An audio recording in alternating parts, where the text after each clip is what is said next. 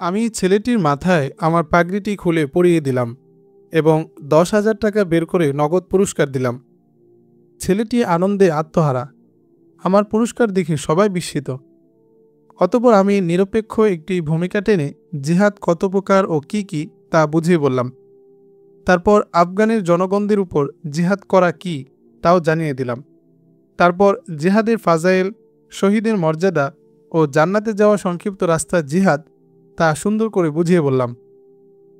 তারপর আমার সবগুলো হামলা প্রথম থেকে শেষ পর্যন্ত শোনালাম। উপস্থিত শ্রোতারা আমার বয়ানে অনেক কান্নাকাটি করলেন। তারপর দোয়ার মাধ্যমে সভা ভঙ্গ হলো। তখন ঘড়িতে বাজছিল রাত ১টা।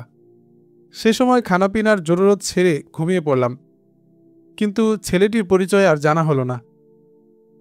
পরদিন ফজরের নামাজ আনতে সূরা ইয়াসিনের খতম হলো। তারপর দোয়া শেষে মোহতামিম সাহেব আমাকে ডেকে নিয়ে গেলেন মাদ্রাসার দপ্তরে। পরপর ১৫-২০ জন ওস্তাদও এসে বসলেন।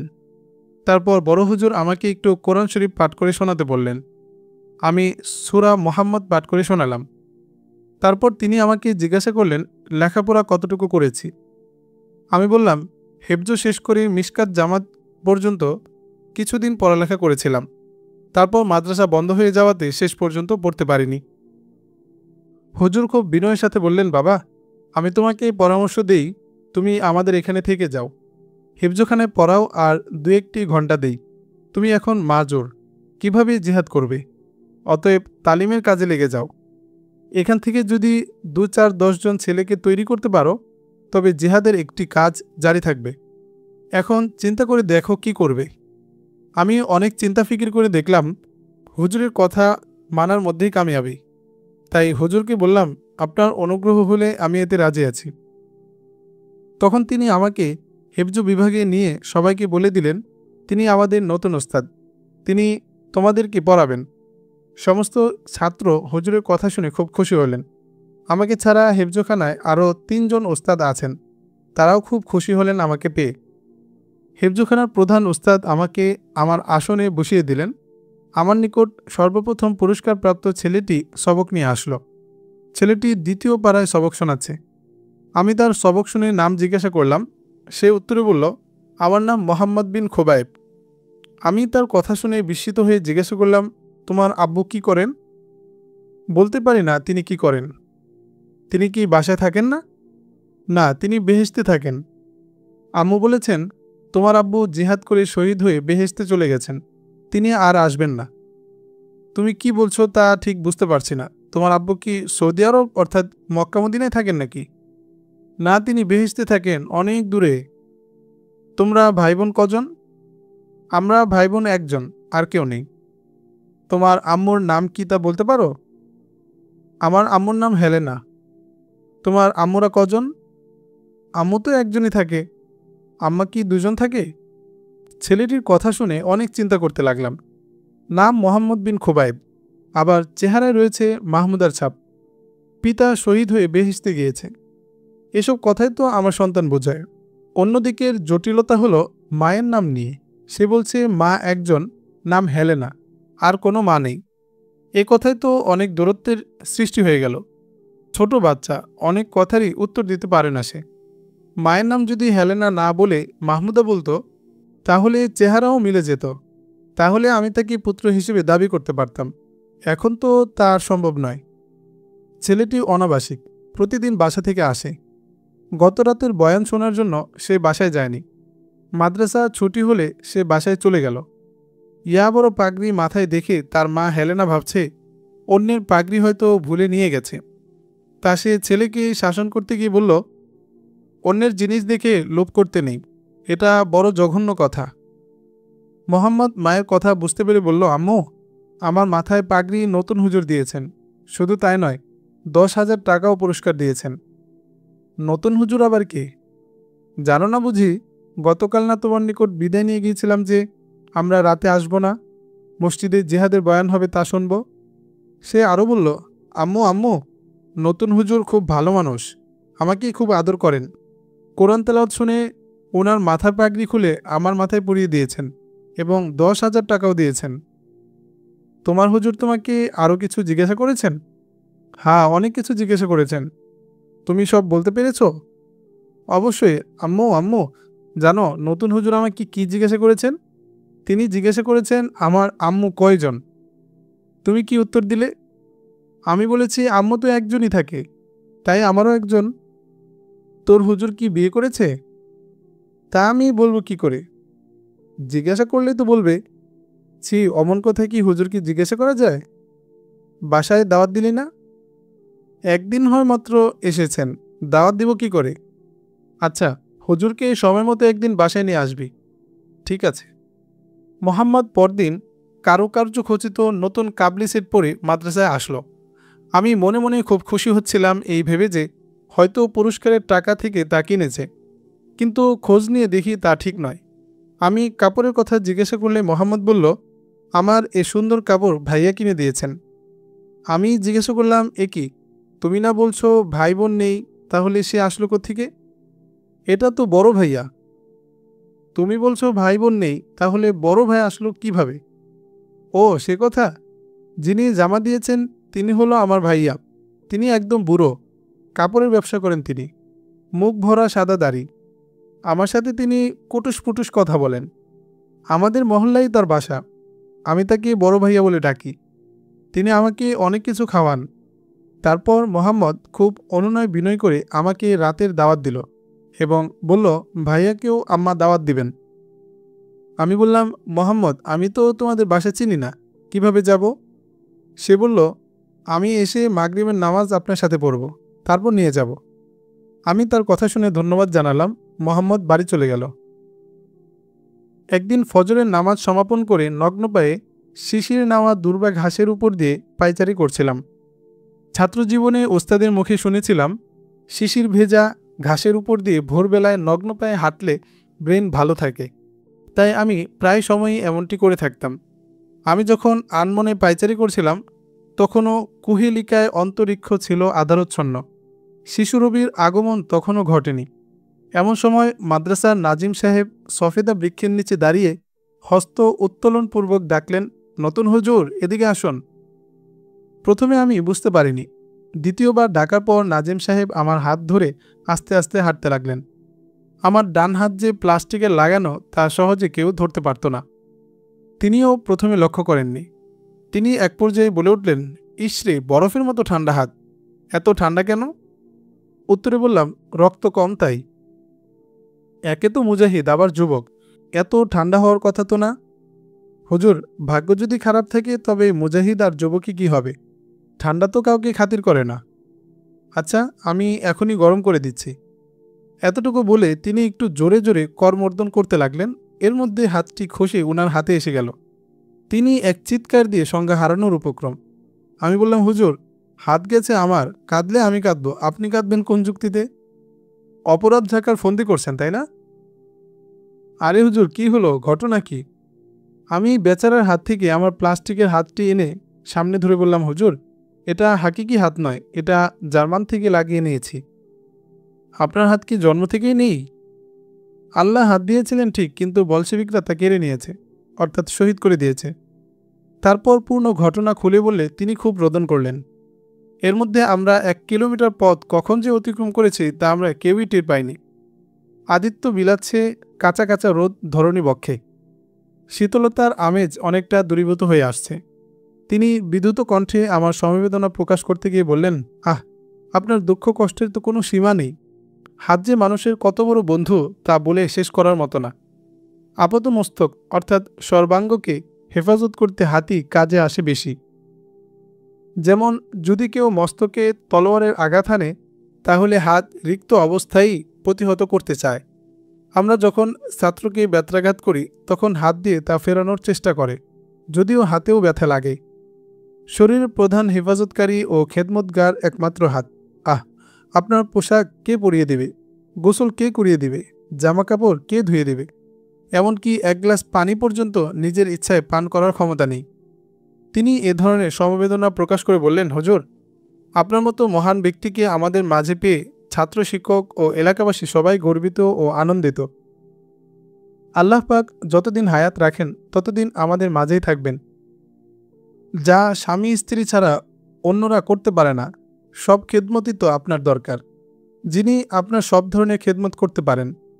এই হিসেবে এইমাত্র আমার অন্তরে একটি কথা উদয় হয়েছে। এটা যদি করা যায় তবে আপনার জন্য অনেক ইহসান হবে। যদি কিছু মনে না করেন তবে বলতে পারি। আপনি যা বলতে চান তা নির্ভয়ে মন খুলে বলতে পারেন।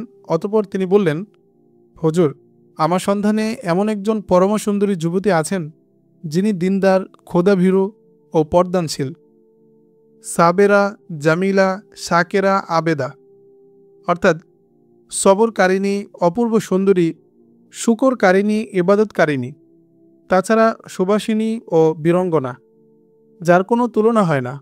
উক্ত সুন্দরীকে যদি বিয়ে করেন তবে উভয় জগতে সুখী হবেন বলে আশা রাখি। তারপর তিনি আরও বললেন, মেয়েটি বিবাহিতা, এক ছেলের মা।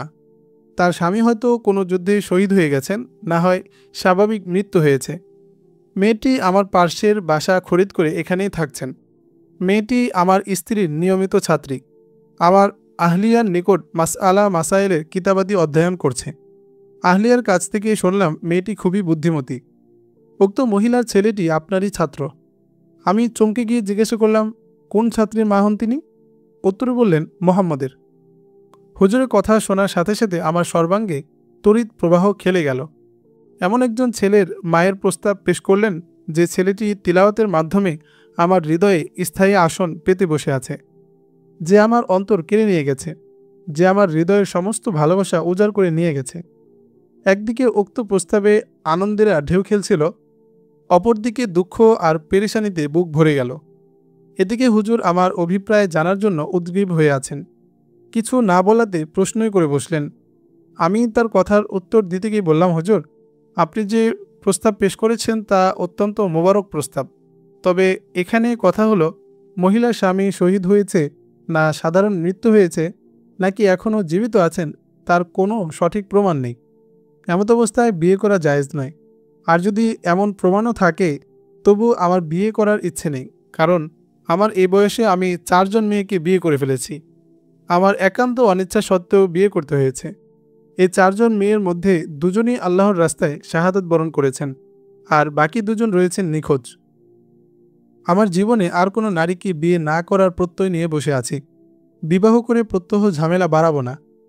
তাদের বিরহ যাতনা এখনও হৃদয় থেকে সরাতে পারিনি।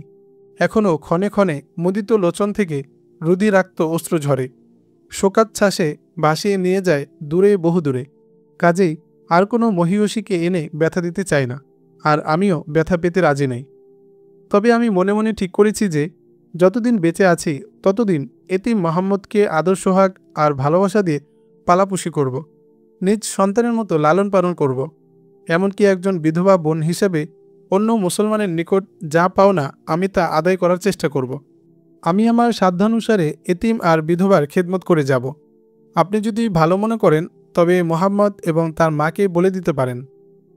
হুজুর আমার কথা ও চিন্তা চেতনার কথা জানতে পেরে সামান্য সময় মৌনতা প্রদর্শন করে বললেন, মাওলানা, আপনার নেক নিয়ত মোবারক হোক। তবে এখানে একটি বিষয় আপনাকে অবশ্যই নজর রাখতে হবে। তা হলো, আপনি একজন স্বনামধন্য আলেম। সকল মুসলমানের জন্য একান্ত কর্তব্য, বিশেষ করে আলেমদেরকে তোহমত থেকে বেঁচে থাকা, অর্থাৎ মানুষ খারাপ ধারণা করতে পারে এমন স্থানে না যাওয়া, এমন স্থানে না বসা, এমন কাজ না করা, এমন কথা না বলা ইত্যাদি। আপনি যখন একজন এতিমকে পালন করবেন এবং একজন সুন্দরী বিধবা যুবতী মেয়েকে কামিজ, সেলোয়ার, ওড়না, পাদুকা দিতে থাকবেন, তখন মানুষের মুখে মুখে উঠে যাবে বদনামের ঢেউ। হাকিকত তালাশ না করে খারাপ মন্তব্য করতে থাকবে। এতে আলেমদেরও বদনাম হবে আর দিনেরও চরম ক্ষতি হবে। হুজুরের কথা শুনে আমি বললাম, আপনার কথা সত্যিই মহামূল্যবান। তবে আমি নিজে তো যাব না, দেখা সাক্ষাৎও করব না, আলাপ আলোচনা হবে না।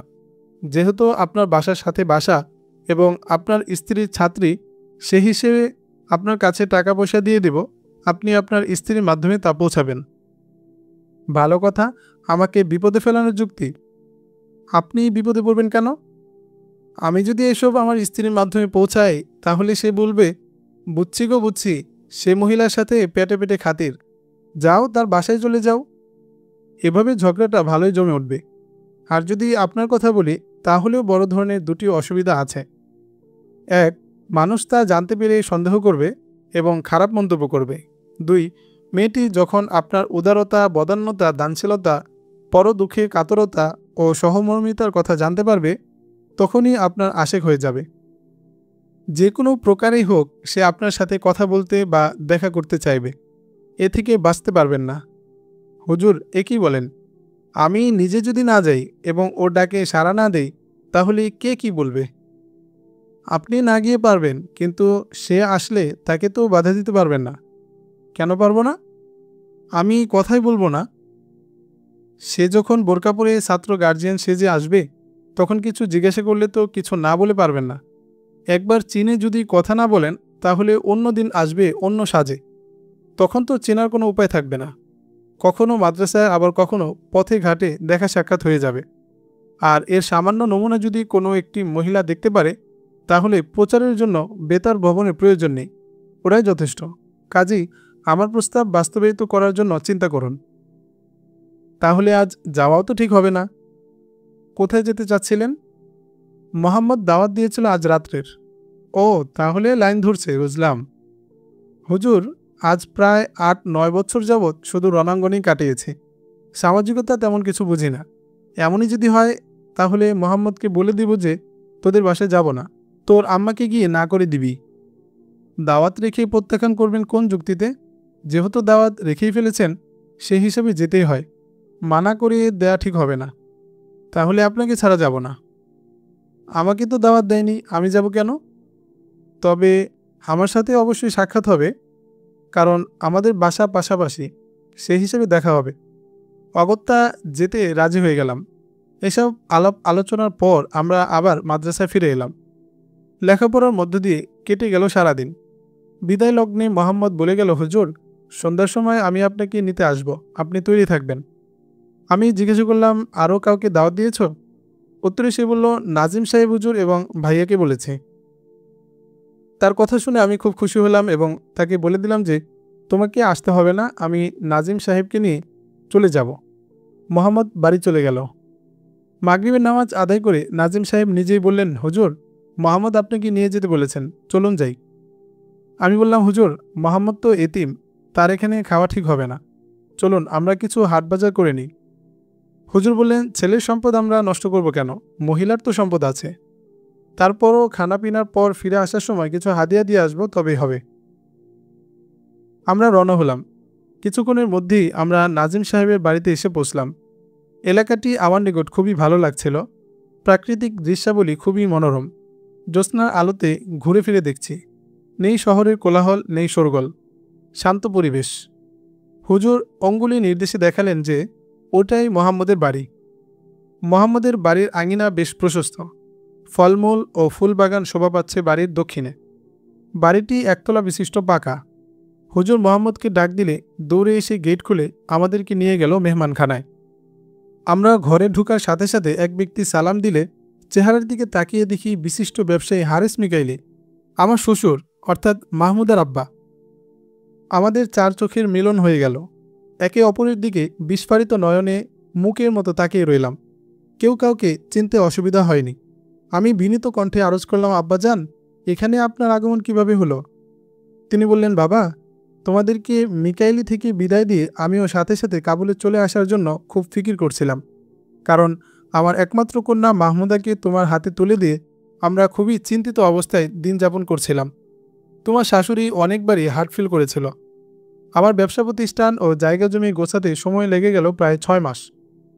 সবকিছু নামে মাত্র মূল্যে বিক্রি করে অতি গোপনে কাবুলে চলে আসি। সাউদাকে যার কাছে বিয়ে দেওয়া হয়েছে সেও ডাক্তার, ওরাও থাকতো কাবুলে।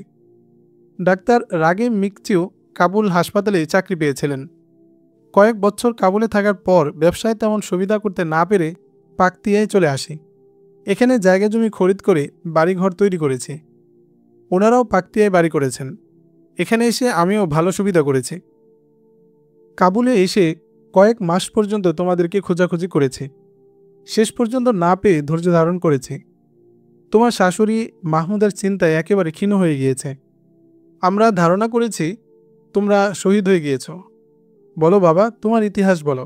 মাহমুদা কি কোথায় রেখে এসেছো? জলদি করে বলো, আমাকে সান্ত্বনা দাও। শ্বশুরের প্রশ্নের উত্তর দিতে গিয়ে আমার কণ্ঠ ছিঁড়ে কান্না বেরিয়ে এলো। আমি আত্মসংবরণ করতে ব্যর্থ হলাম। শ্বশুর এবং হুজুরের চোখ বেয়েও পানির ধারা প্রবাহিত হতে লাগল। আমি অতি কষ্টে কান্না থামিয়ে আখি যুগলের পানি মুছে বললাম, হুজুর, মাহমুদাকে নিয়ে অতি কষ্টে শরণার্থী শিবিরে এসে হাজির হয়ে কিছুদিন কাটিয়ে কাবুলে এসে মাহমুদার জন্য একটি বাড়ি ক্রয় করি। শরণার্থী শিবিরে অনেক গোয়েন্দা আসছিল, অনেক গোয়েন্দাকে ধরে হত্যাও করেছিলাম। মাহমুদার অনুরোধে একজন খ্রিস্টান মেয়েকে মুসলমান করে বিয়ে করেছিলাম। উক্ত মহিলাও ছিল উচ্চ পর্যায়ের গোয়েন্দা, নাম তার হেলেনা। মাহমুদের সাথে হেলেনার ছিল গলায় গলায় মিল। দুজনেই জিহাদ করে শহীদ হওয়ার জন্য ছিল উদ্গ্রীব। আমি তাদেরকে বাসায় রেখে কাবুলের জামে মসজিদে কিভাবে গেলাম ও গ্রেফতার হলাম, তারপর কিভাবে কারাগারে নিক্ষিপ্ত হলাম, সাইবেরিয়ার নির্বাসন সহ সমস্ত ঘটনা শোনালাম। তারপর মুক্তি, আবার কাবুল পর্যন্ত কিভাবে এলাম, এসব মর্মান্তিক ঘটনা শোনালাম। কিন্তু মাহমুদা আর হেলেনার কথা বলতে গিয়ে আমার কণ্ঠ সংকুচিত হয়ে আসলো। অনেক কষ্টে বিধুত কণ্ঠে বললাম, আব্বাজান, আমি অনেক কষ্টে বহুদিন পর মুক্তি পেয়ে কাবুলে এসে দেখি আমার বাড়ির উপর দিয়ে মহাসড়ক চলে গেছে। বাড়ির কোনো পাত্তাই পেলাম না, কেউ বলতেও পারেনি তাদের কথা। আমি পাগলের মতো কয়েকটি মাস তালাশ করে কাবুল ত্যাগ করে পাকতিয়ায় চলে এসেছি। এখানে অনেক দিন ঘোরাফেরা করে মাদ্রাসার খেদমতে নিয়োজিত হয়েছি। ভাবলাম আমি তো এখন মাজুর, আমার ডান হাতটি বলশিবিকরা কেটে ফেলেছে, রণাঙ্গনে যাওয়ার মতো কোনো সাথীও নেই। তাই মাদ্রাসার শিক্ষার সাথে সাথে যদি ছাত্রদেরকে জিহাদি হিসাবে গড়ে তুলতে পারি, তাহলে জিহাদের কাজ জারি থাকবে। এ আশা নিয়ে তালিমের কাজে অংশগ্রহণ করেছে। বর্তমানে ইজ্জতের সাথেই তালিমের কাজ চালিয়ে যাচ্ছে। এসব আলোচনার মধ্যে মোহাম্মদ এসে আমাকে বলল, হুজুর, আম্মু আপনাকে আমার সাথে বাড়ির ভিতরে যেতে বলেছেন। তার কথা শুনে মনে মনে ভাবলাম, হায়, এ আবার কোন ফিতনায় পড়ে গেলাম। দুজন মানুষকে এখানে বসিয়ে রেখে আমি অন্দরমহলে গিয়ে একজন গায়রে মাহরাম মহিলার সাথে আলাপ করব, এটা আবার কেমন কথা। তাই আমি মোহাম্মদকে আদর করে বললাম, বাবা, তোমার আম্মুকে গিয়ে বুঝিয়ে বলো আমি বাড়ির ভিতর যেতে পারবো না, শরীয়ত এমনটির এজাজত দেয়নি। মোহাম্মদ বার্তা নিয়ে অন্দরমহলে চলে গেল। অতঃপর শ্বশুর বললেন, মোহাম্মদ খুব চালাক ছেলে, রাস্তায় আসা যাওয়ার পথে আমাকে সালাম দিত। তার চেহারার সাথে আমার মাহমুদার চেহারার অনেকটা মিল রয়েছে, তাই তাকে খুব আদর করি আমি। সে আমাকে ভাইয়া বলে ডাকে। ছেলেটির ভাষা খুবই সুন্দর, তেলাওয়াত খুবই শ্রুতিমধুর। একজন ওস্তাদের মাধ্যমে আমি তাকে লেখাপড়া খরচ দিই। 2-1 দিন না দেখলে থাকতে পারি না। আমি বললাম, আব্বা ঠিকই বলেছেন, তার কোরআন তেলাওয়াত শোনার জন্যই আমি এখানে রয়ে গেলাম, তার উসিলাই আমার এখানে চাকরি হয়েছে। এসব আলাপের মধ্যে মোহাম্মদ ফিরে এসে বলল, হুজুর, আম্মু আপনাকে যেতে বলেছেন। আম্মু বলেছেন গুনাহ হবে না, আপনাকে যেতেই হবে, না নিলে তিনি আমাকে মারবেন, চলুন। এ বলে আমার হাত ধরে টানাটানি করতে লাগলো। এবারও আমি পূর্বের কথা বলে ফিরিয়ে দিলাম। একটু পরে মোহাম্মদ একটি আংটি এনে বলল, এই আংটিখানা আম্মু দিয়েছেন, দেখেন তো চেনেন কিনা। আংটিখানা হাতে নিয়ে দেখি এটা মাহমুদার আংটি। হারেস মিকাইলিও আংটিটা দেখে চিনে ফেললেন। আমরা উভয়ই ভাবছিলাম মাহমুদাই এ সংবাদ পাঠিয়েছে। আমি বিস্ময়ে অভিভূত হয়ে মোহাম্মদকে কোলে তুলে নিয়ে অন্দর বাটিতে প্রবেশ করলাম। শ্বশুরজিও গেলেন আমার সাথে। এমন সময় হেলেনা বেরিয়ে এসে আমাকে সালাম দিয়ে উন্মাদিনীর মতো জড়িয়ে ধরল। ভাবাবেগে সবাই কাঁদছিলাম। তারপর রুমে বসে জিজ্ঞাসা করলাম, হেলেনা, তোমার প্রাণপ্রিয় বান্ধবী মাহমুদা কোথায়, দেখছে না যে? আমার প্রশ্নের উত্তর দিতে গিয়ে হেলেনা কান্নায় ভেঙে পড়ল। তারপর কান্না সংবরণ করে বলল, স্বামী গো, আপনি আমাদেরকে রেখে চলে যাওয়ার পর আপনাকে অনেক তালাশ করেছি, কিন্তু পাইনি। বহুদিন পর্যন্ত আমরা আপনার আগমনের পথবাণী চেয়ে থাকি। আপনি বিদায় লগ্নে বলেছিলেন জায়গা দেখতে যাচ্ছেন, পছন্দমতো জায়গা পেলে আমাদেরকে যুদ্ধের ময়দানে নিয়ে যাবেন। সে আশায় বুক বেঁধে অনেক দিন কাটিয়েছিলাম। আপনি যাওয়ার সময় তো মাহমুদা আপুকে অন্তঃসত্ত্বা রেখে গিয়েছিলেন, তা আপনি জানেন। সময় যতই ঘনিয়ে আসছিল আপুর অবস্থা ততই খারাপের দিকে যাচ্ছিল। আপনার বিরহ যাতনায় খানাপিনা পর্যন্ত করতে পারেননি। শরীর কাষ্টের ন্যায় শুকিয়ে গিয়েছিল। সন্তান প্রসবের সময় ঘনিয়ে আসলে তাকে আমি হাসপাতালে নিয়ে যাই। সেখানে তিনি চাঁদের মতো ফুটফুটে এক সন্তান প্রসব করেন। ছেলে পেয়ে তিনি অনেকটা সুস্থ হয়ে ওঠেন। তারপর তাকে বাসায় নিয়ে আসি। ছেলের নাম রাখি মোহাম্মদ। তিনি বাসায় এসে মোহাম্মদের নুরানি চেহারার দিকে তাকিয়ে বিলাপ করে বলতেন, হায় রে ভাগ্য, আজ যদি খুবায় পাশে থাকতো আর তার কোলে নবজাতককে তুলে দিতে পারতাম। এসব কথা বলে খুব রোদন করতেন।